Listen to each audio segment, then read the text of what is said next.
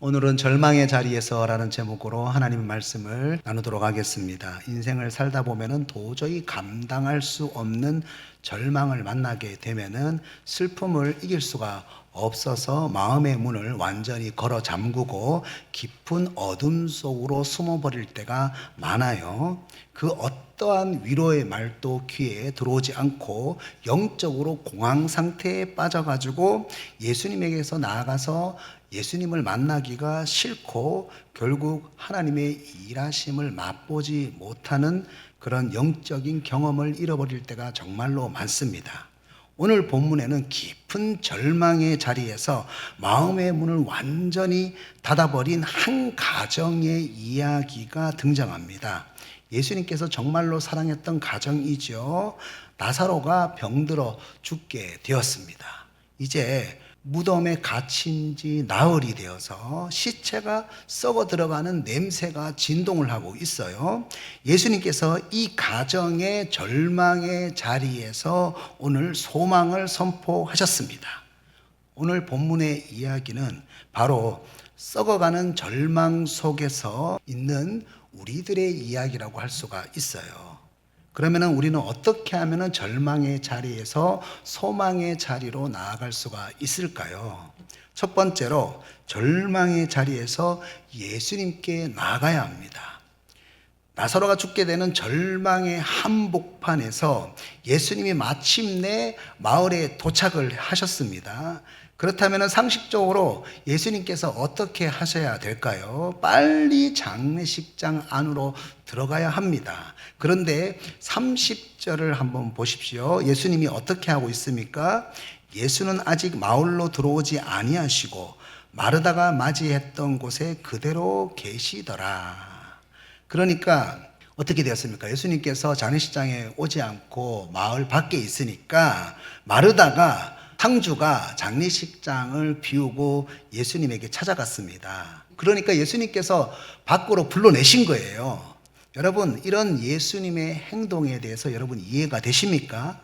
상식적으로 전혀 이해가 되지 않죠. 여러분, 예수님께서 왜 이렇게 하셨을까요? 예수님이 만약 그 장례식장 안에 들어가면 예수님 조금만 일찍 오시지. 이미 이제 끝났습니다. 나사로가 죽었습니다. 이런 한탄과 슬픔과 통곡밖에 없는 것이 바로 장례식장입니다. 여러분, 그 감정의 죽음의 그 소리에 완전히 갇혀 있게 되면은요, 예수님이 어떤 말을 한다고 해도 들리지가 않아요. 그래서 이 시끄러운 자리에서 예수님께서 불러내신 거예요. 그래서 우리가 인생을 살아가면서 정말로 많은 슬픔의 소리를 들을 때가 있습니다. 그때 예수님께서 우리를 어떻게 하시냐면요, 그 슬픔이 있는 자리에 머물게 두지 않고 예수님의 말씀을 들을 수 있는 자리로 나오라고 우리를 초대하신다는 겁니다. 하버드 대학교의 차프리스 교수와 사이먼스 교수가 보이지 않는 고릴라라고 하는 실험을 했습니다. 흰 옷을 입은 사람과 검은 옷을 입은 사람을 구분해 놓고 옷 색깔에 상관없이 패스를 해라. 공을 이렇게 옆 사람에게 패스를 해라 라고 하는 거죠.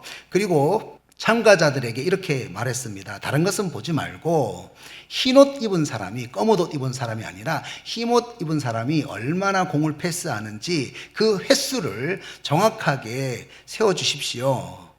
그러니까 이제 검은 사람도 공을 패스하는데 그 중에 흰옷 입은 사람이 공을 받고 그 사람이 패스하는 횟수, 그 패스를 세워야 하니까 사람들이 어떻게 해야 되겠습니까? 흰옷 입은 사람이 공을 받을 때에 집중을 해야 되겠죠. 그래서 계속 흰옷 입은 사람에게 사람들이 집중을 했어요. 이제 실험이 끝나고 많은 사람들이 패스를 몇 번 했는지 맞췄습니다. 그런데 이때에 교수가 이런 질문을 했어요. 혹시 고릴라를 보신 분이 계십니까? 검은색 고릴라를 보신 분이 계십니까? 이런 질문을 하는 거예요. 그러니까 참가자들이 어리둥절한 겁니다. 무슨 고릴라요? 그런데 다시 이제 그 영상을 녹화했거든요. 녹화된 그 영상을 돌려보니까 놀라운 일이 일어났습니다. 패스가 막 진행되고 있는데 그 검은색 고릴라 인형 옷을 입은 한 사람이 가슴을 쾅쾅쾅쾅쾅 치면서 아주 당당하게 걸어 들어오고 있는 거예요. 무려 9초 동안이나 한복판에 머물러 있었다고 합니다. 그런데도 50%가 넘는 사람들이 그 고릴라를 보지 못했다고 합니다. 여러분, 왜 그랬을까요? 시력이 나빴을까요? 아니에요. 숫자를 세어야 된다는 그 생각에 완전히 집중을 하게 되니까 뇌가 고릴라가 있다는 사실을 인지하지 못했다는 거죠. 이것을 무주의맹시라고 합니다.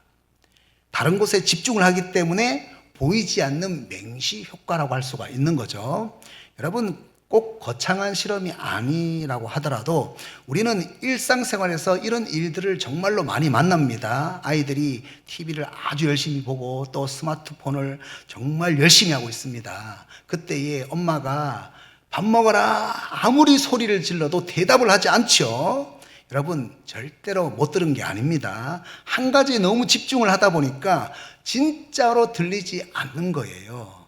지금 여러분, 마르다와 마리아의 상태도 마찬가지라는 거죠. 절망의 자리에서 부정적인 그 감정에 내 모든 인지 기능을 빼앗기게 되면요, 예수님의 말씀이 내 귀에 들어오지 않을 수가 있다는 겁니다. 오늘 또 우리가 인생의 비바람의 그런 상처를 많이 경험하게 되면요, 자꾸만 안전한 동굴로 숨으려고 하는 그런 속성을 가지고 있습니다. 하나님과 사람들은 나를 절대로 위하지 않아.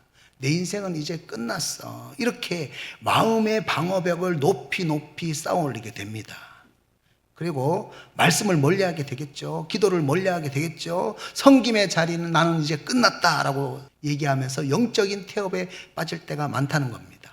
그런데 여러분 꼭 기억하십시오. 예수님은 슬픔의 자리에 있던 마르다와 마리아에게 말씀하시기 위해서 밖으로 불러내셨다는 거예요. 그렇게 마르다와 마리아를 슬픔의 자리에서 말씀하시기 위해서 불러내신 것처럼 우리가 슬픔의 방구석에 갇혀서 눈물만 흘리고 있을 때에 주님은 우리를 말씀의 자리로, 회복의 자리로 다시 불러내십니다. 그 초대에 우리가 아멘하고 화답을 해야 된다는 거예요. 절망이 주는 부정적인 그 저주의 소리를 완전히 다 차단하고 주님의 음성에 내가 다시 집중하겠습니다. 주님의 말씀으로 내 삶을 회복시켜 주십시오. 이렇게 다시 예수님께서 말씀하시기 위해서 밖으로 불러내시는 그 초대에 우리가 응할 수 있어야 한다는 겁니다. 두 번째로, 절망의 자리에서 예수님을 만나야 합니다. 오늘 본문에서 마르다와 마리아가 예수님을 만나게 되어서 무엇을 경험하게 되었습니까? 먼저 마르다는요, 성경 전체를 보면은 상당히 이 마르다의 성격은 이성적이고 똑부러지는 성격을 가지고 있다는 것을 알 수가 있습니다. 예수님에게 부탁했잖아요. 예수님 말씀 듣고 있는 마리아 나한테 보내서 도와주게 해달라고. 이렇게 똑부러지고 이성적인 성격을 가지고 있어요.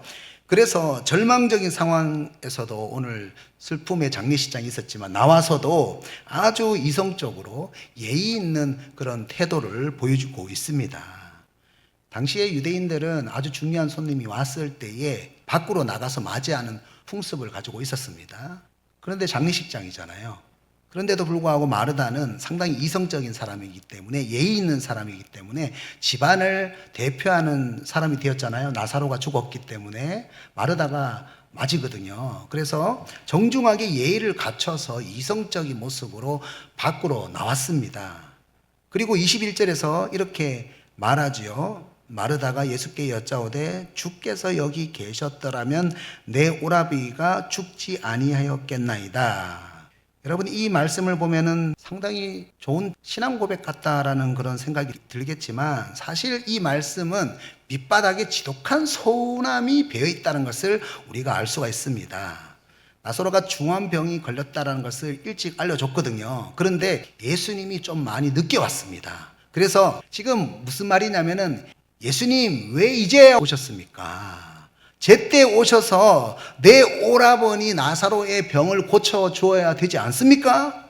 이런 지독한 서운함이 이 말씀에는 배어 있습니다. 마음속으로는 예수님에 대한 서운한 마음이 정말로 커요. 그런데 집안을 대표하는 그런 사람으로서, 또 이성적인 사람으로서, 예의가 있는 사람으로서 형식적으로 예수님을 만나러 온 거죠. 우리들도 이럴 때가 있습니다. 하나님에 대한 서운한 마음이 정말로 있어요. 하나님에 대한 원망하는 마음이 정말로 큽니다. 그런데 나는 예의 있는 사람이니까, 나는 이성적인 사람이니까 그저 예의 있게 형식적으로 예배를 드릴 때가 얼마나 많습니까? 이때에 23절에서 예수님이 내 오라비가 다시 살아난다 이렇게 말씀을 하셨습니다. 그러자 24절에서 마르다가 이렇게 대답을 했어요. 상당히 이성적인 사람이에요. 마지막 날 부활 때에는 다시 살아날 줄을 내가 아나이다. 나중에 천국에서 만날 수 있겠죠. 이런 얘기를 한 겁니다. 그러니까 이제 다시 정리를 해서 말씀을 드리면 마르다의 대답은 이런 얘기예요. 과거에 나사로가 살아 있을 때에 예수님이 오셨다면은 살아나게 되었을 거예요. 또 미래에 천국에 간다면은 나사로는 살아나게 될 겁니다. 여러분 들어보면 어떻습니까? 상당히 이성적이고 상식적이고 맞는 말이지요. 그런데요, 마르다가 놓친 게 있습니다. 마르다는요, 모든 하나님의 그 초월적인 능력을 과거와 미래에만 묶어두고 있습니다. 마르다의 대답에는요, 과거와 미래만 있어요. 현재가 없습니다. 과거의 실패에 대한 어떤 기억 때문에 내 현재의 이성과 상식의 한계를 넘어서 역사하실 하나님의 초월적인 능력에 대해서는 하나도 기대하지 않고 있고, 미래에 대한 막연한 소망, 천국 가면 다시 만날 수 있겠지, 이렇게 현재에 대한 기대, 초월적인 하나님의 능력이 현재에는 나타날 수가 없다라고 지금 단정 짓고 있다는 거예요. 이때에 25절에서 예수님은 마르다의 그 고정관념을 완전히 파괴하면서 위대한 선언을 하시는 겁니다. 뭐라고 얘기합니까? 25절에서 나는 부활이요 생명이다. 이 말씀을 헬라어 원어로 보면은요, 현재 시제예요. 그러니까 무슨 말이냐면은 지금 네가 바라보고 있는 내가, 예수님이 바로 부활 그 자체다, 생명 그 자체다, 그런 선언을 하셨어요. 그러니까 이 말씀은 무슨 말이냐면 예수님이 성자 하나님이다, 나는 성자 하나님으로서 능력이 있는 그런 존재다. 당시 유대인들이 이 말씀을 들었으면 신성모독이라고 말을 했을 겁니다. 여러분, 요한복음에서 가장 강조하는 메시지가 뭡니까? 예수님은 성자 하나님이시다라는 메시지입니다. 예수님의 신성을 보여주죠. 지금 현재 부활의 능력을 가지고 계시는 예수님이 누구와 함께 계시다고 말씀하고 있습니까? 마르다와 함께 계시다는 말씀이에요. 혹시 우리도 이렇게 마르다처럼 과거와 미래에만 묶여 살고 있지는 않습니까? 내 이성과 상식 안에서만 생각하고 있지는 않습니까? 그래서 현재의 하나님의 그 초월적인 능력은 역사하실 수 없다, 이렇게 단정하고 있지는 않습니까? 모든 한계를 초월하시는 능력의 예수님, 부활의 예수님은 지금 우리와 함께 계십니다. 그런데 여러분, 여기서 우리가 반드시 기억해야 되는 영적인 법칙이 있습니다. 여러분, 예수님의 초월적인 그 능력은요, 반드시 하나님의 주권적인 허가가 있어야지 나타나게 됩니다. 42절 말씀 보면 이렇게 말씀합니다. 아버지여, 내 말을 들으신 것을 감사하나이다. 예수님께서 하나님 앞에 기도했습니다. 그때 하나님께서 허가하신 거예요. 항상 내 말을 들으시는 줄을 내가 알았나이다. 그러나 이 말씀 하옵는 것은 둘러서 무리를 위함이니 곧 아버지께서 나를 보내신 것을 그들로 믿게 하려 함이니이다. 그러니까 나사로가 살아나는 그 모든 기적은 누구를 위한 겁니까? 지금 여기 있는 모든 사람들에게 예수님에게 부활의 능력이 있다는 것을 알려주기 위해서 이 사건을 일으킨다, 그런 얘기예요. 여러분, 예수님께서 나사로가 병들었다는 소식을 들었습니다. 들었으면 어떻게 됩니까? 곧바로 출발해야 되죠. 그런데 이틀 후에 출발하셨어요. 이틀을 유하고 출발하셨습니다. 나사로가 무덤에 들어간 지 나흘이 되었다고 하니까 얼마나 여러분 많이 지체가 되었습니까? 왜 이렇게 의도적으로 지체를 하셔서 나사로를 죽도록 내버려 두셨습니까? 42절을 다시 한번 보여주세요. 곧 아버지께서 나를 보내신 것을 그들로 믿게 하려 함이니이다. 예수님은 지금 이 나사로의 기적을 십자가와 부활의 사건을 바로 앞두고 예수님이 죽은 자도 살릴 수 있는 부활의 능력을 가지고 계시는 성자 하나님이시다, 이 사실을 온 천하에 알리고 온 천하에 믿게 하고 싶으셨어요. 그러니까 이 나사로의 사건은요, 예수님께서 우리의 죄를 위해서 십자가에서 죽으시고 다시 부활하실 수 있다는 능력이 있는 그런 하나님이시다라는 것을 믿게 하는 아주 중요한 교과서가 되는 거예요. 이정표가 되는 거예요. 하나님은 이 나사로 사건을 통해서 예수님의 십자가와 부활의 사건을 더 쉽게 믿을 수 있도록 눈앞에서 생생하게 보여주신 거예요. 그런데 다시 42절을 보면은요, 하나님의 초월성을 경험하는 조건이 있죠. 예수님이 하나님께 기도할 때 이렇게 말씀하셨어요. 항상 내 말을 들어주신다는 것을 알았다. 그래서 감사하다, 이렇게 말씀하잖아요. 예수님은 항상 기도할 때에 무엇을 위해서 기도를 했습니까? 수많은 영혼들을 구원하는 그런 사역을 위해서 항상 기도를 했습니다. 하나님 나라를 위해서 기도했어요. 목회적 기도를 했어요. 그 절정이 뭡니까? 많은 영혼들을 구원하기 위한 그 사역의 절정이 뭡니까? 바로 십자가입니다. 그 영혼 구원, 하나님의 소원을 붙잡고 기도를 하니까 하나님과 같은 마음이니까 항상 응답이 되는 거예요. 그러니까 우리의 기도는요, 내 뜻을 관철하는 그런 자리가 아닙니다.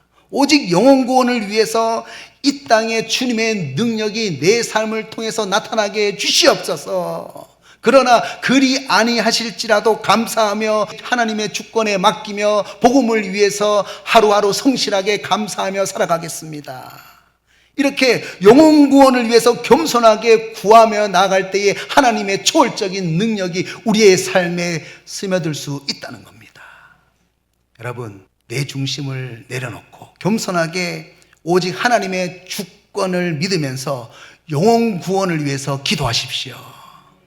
영혼 구원을 위해서 살아가십시오. 그때에 하나님은 과거, 미래뿐만이 아니라 지금 현재 우리의 삶에 찾아오셔서 초월적인 능력으로 역사하신다는 겁니다.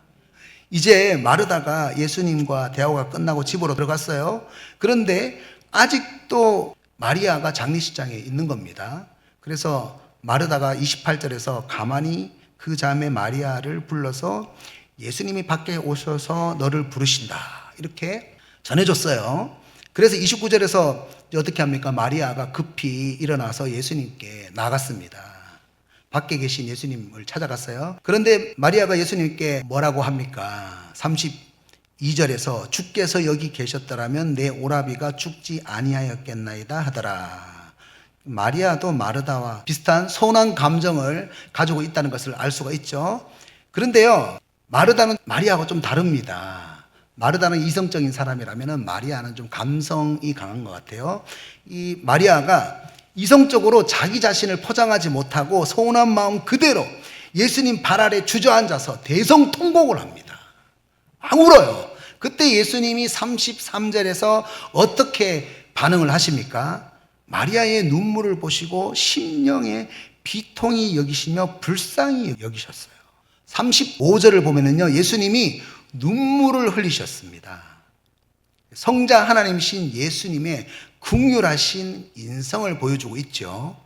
여러분, 이 장면을 한번 깊이 묵상해 보세요. 예수님은 잠시 후면은 나사로를 살리실 것을 알고 계십니다. 몇 시간 되면은 슬픔의 소리가 기쁨의 소리로 바뀐다는 사실을 이미 예수님은 다 알고 계세요. 사실 우리가 결론을 알고 정답을 아는 사람은요, 과정의 눈물에 쉽게 공감하지 못할 때가 많습니다. 우리 같으면은 뭘 그렇게 힘들어하고 그래. 엄마 아빠도 다 이겨냈어. 시간 지나면은 다 해결될 거야. 울지 마. 뚝. 이렇게 얘기했을 거예요. 나는 이제 나사로를 살릴 거니까. 그걸 알고 있으니까. 알고 있으면은 그렇게 반응을 하지 않습니까? 그런데 예수님은 이미 나사로를 살리신다는 완벽한 정답을 쥐고 있다고 해서 마리아의 그 마음의 고통을 우습게 여기지 않으셨다는 거죠. 왜 그렇습니까? 예수님은 긍휼하신 성품을 가지고 계시기 때문에. 히브리서 4장 15절에 보면은 예수님에 대해서 이렇게 말씀하죠.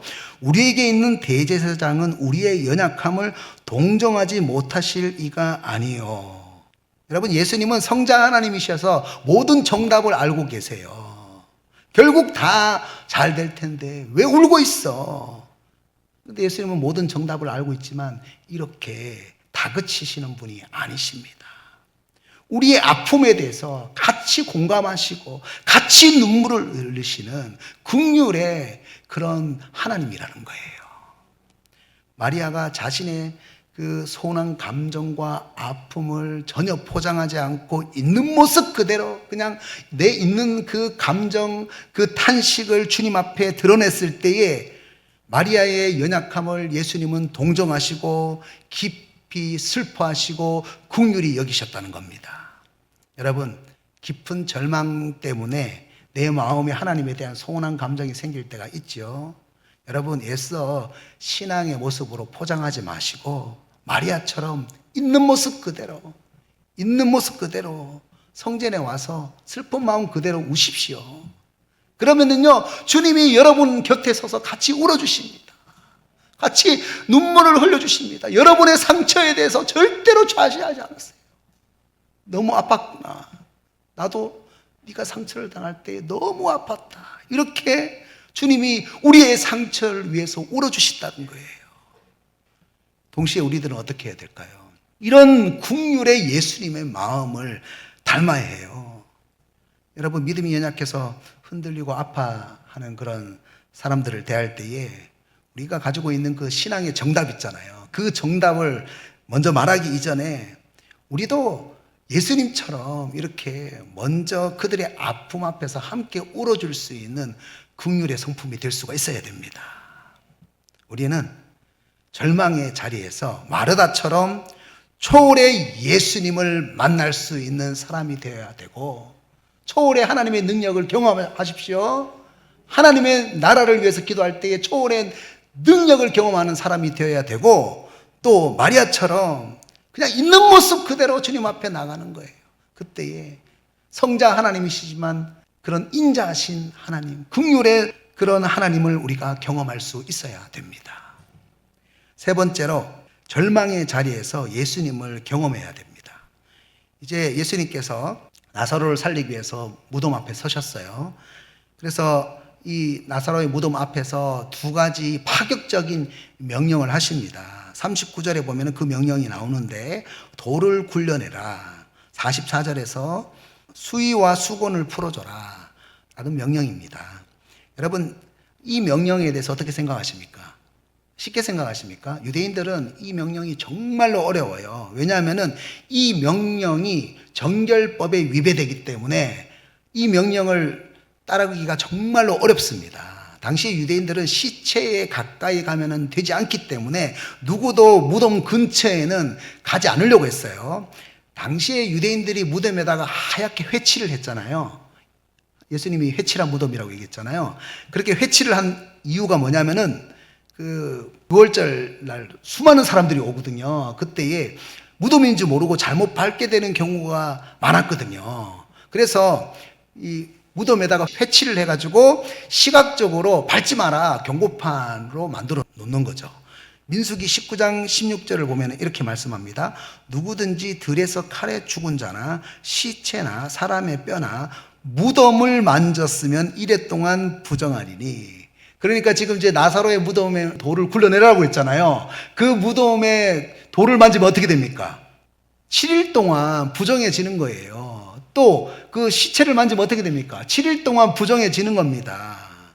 당시 종교 지도자들은 언제나 자기들만 깨끗하고 부정한 사람들에 대해서는 혐오하고 손가락질을 했는데요. 그런데 예수님은 달랐습니다. 예수님은 거룩하신 성자 하나님이시지만 인간들이 부패해서 스스로 죄에서 빠져나올 수 없기 때문에 부정한 이 땅에 직접 임마누엘 하셨습니다. 예수님은 십자가의 능력으로 모든 부정함을 거룩함으로 바꾸셨습니다. 오죽했으면 예수님이 죄인들의 친구라는 말을 들었겠습니까? 그렇다면 진짜 예수의 생명을 가진 우리들은 어떻게 살아가야 될까요? 복음을 가진 우리들은 어떻게 살아가야 될까요? 예수님은 무덤에 있는 돌을 굴려내라 이렇게 말씀을 하셨습니다. 여러분, 우리들은 죽은 영혼을 살리고 생명을 구원하기 위해서 부정한 사람을 향하여 있는 그 돌을, 그 문을 열어야 합니다. 그런데 돌을 굴려서 열려고 한다면 정말로 쉬운 일이 아니죠. 내가 더러워질까봐, 내가 상처 입을까봐, 죄에 죽어 있는 영혼들을 구원하는 일이 인간적으로 너무 피곤하잖아요. 그래서 마음을 닫아놓는 거죠. 그 닫아있는 내 마음의 문을 여는 일이 정말로 힘들 때가 많아요. 그런데 생명을 구원하시는 그 예수 그리스도의 능력을 경험하기 위해서는 나는 의인, 저 사람은 죄인이라고 하는 그런 회칠한 무덤을 파괴해야 합니다. 거룩한 성자 하나님이시지만 그 예수님께서 더러운 이 땅에 오신 것처럼, 부정한 이 땅에 오신 것처럼 우리들도 똑같이 우리 마음 가운데에 부정한 그 사람들을 향해서 닫혀있는 마음의 문을 열 수 있어야 된다는 겁니다. 한 영혼을 살리기 위해서 더러운 곳으로, 부정한 곳으로 문을 열 수 있는 것이 진짜 영혼 사랑이고 진짜 하나님께서 원하시는 정결법이라는 겁니다. 이제 사람들이 이제 돌문을 열었습니다. 그러니까 예수님께서 죽었던 나사로를 살리셨어요. 그런데 나사로가 나오는데요, 44절을 한번 보십시오. 어떤 형태로 나왔습니까? 얼굴은 수건으로 쌓여 있고 수족을 배로 동인 채로 나왔어요. 그러니까 어떤 상태입니까?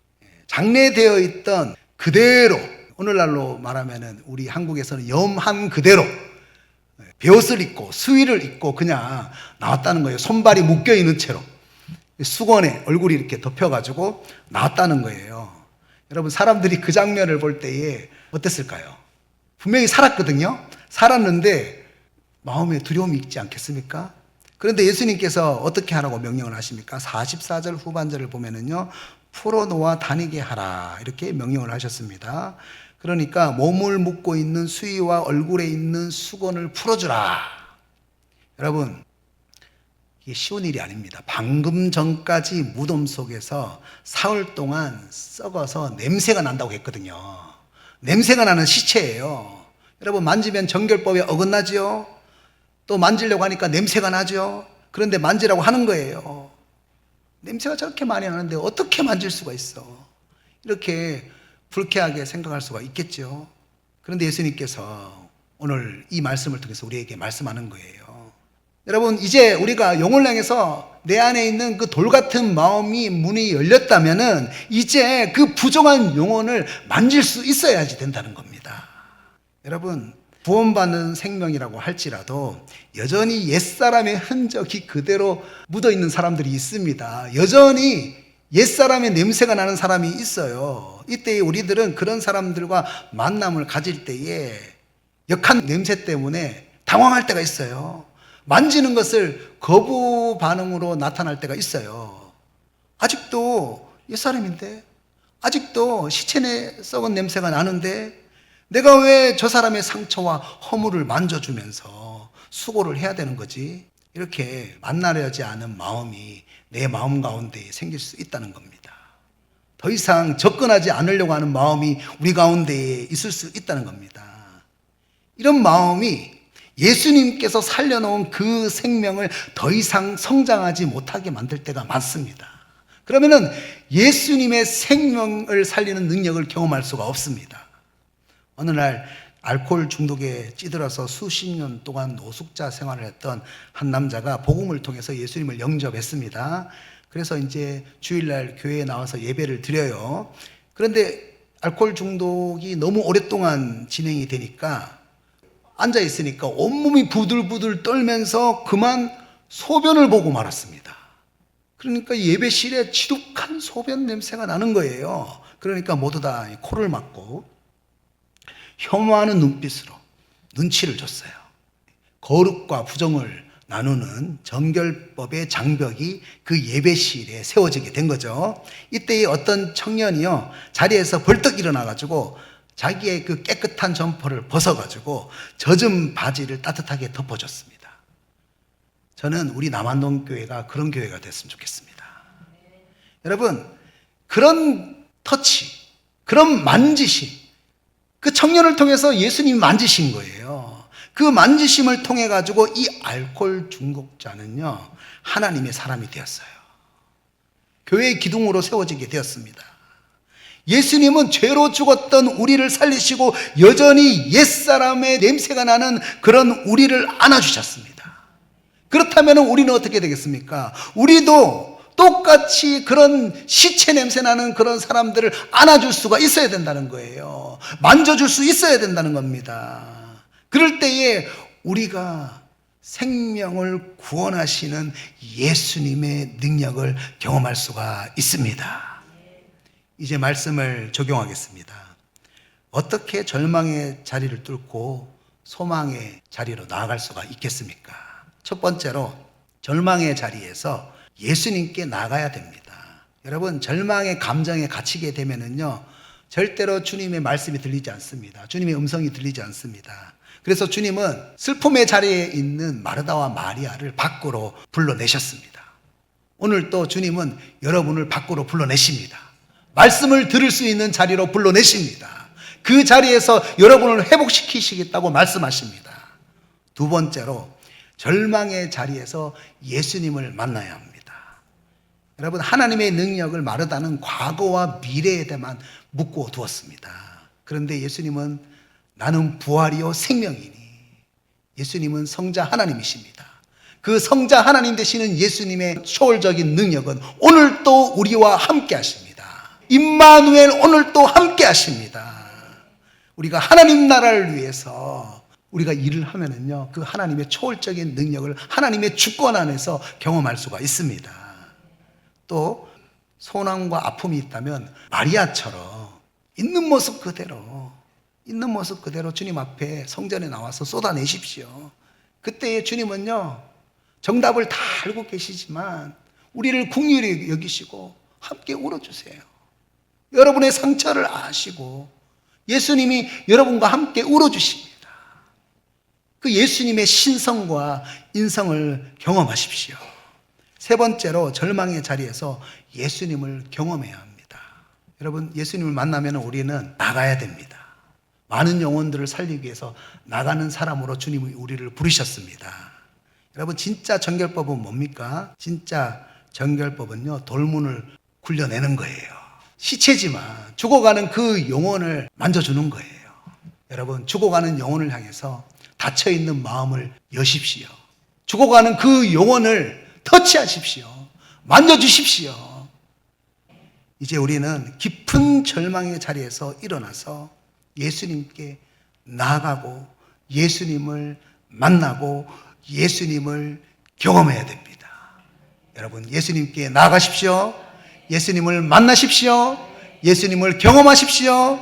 오늘 이 시간 이 말씀을 마음에 새기시고 절망의 자리에서 일어나서 예수님께 나아가고 예수님을 만나고 예수님을 깊이 경험하시기를 주님의 이름으로 축복합니다. 축복합니다.